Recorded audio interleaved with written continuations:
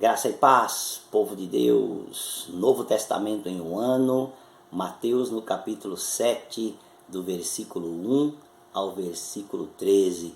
Coisas importantes retornam ao cenário, como por exemplo a questão do lavar as mãos, da tradição dos sacerdotes, dos anciãos e dos escribas em relação, confrontando a não realização de certos rituais por parte dos discípulos. Mas há um texto que eu quero destacar aqui com você, a partir do versículo 8, diz assim: rejeitando o mandamento de Deus, vocês guardam a tradição humana.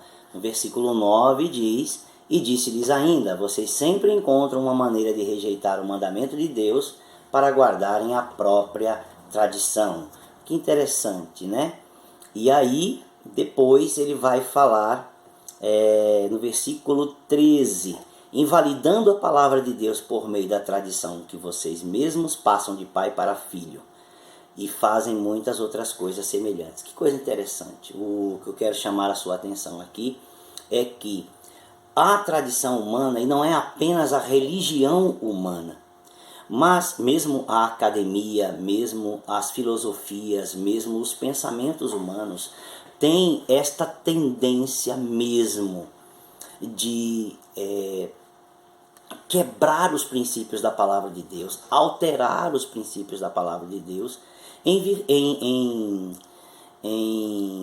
por conta própria, apenas para acomodar os seus conceitos e a sua vida àquilo que lhes agrada e não necessariamente aquilo que agrada ao próprio Deus. As tradições humanas, a filosofia humana, os conceitos humanos sempre encontram um meio de anular a palavra de Deus. E aqui então nós temos um grande choque. O choque entre a palavra de Deus e a vontade de Deus, e o choque entre esta palavra e a tradição humana, os conceitos humanos e as filosofias humanas. Então esse é o nosso cuidado que nós devemos sempre ter, em saber se nós não estamos, na realidade, ao invés de divulgando a palavra, ao invés de exaltando esta palavra de Deus, será que nós de fato não estamos anulando ou invalidando a palavra por conveniências, ou por conceitos próprios, ou por tradição humana, ou por filosofia humana, ou pela própria academia? Então esse é um cuidado que nós devemos ter, e Jesus nos advertiu quanto a isso.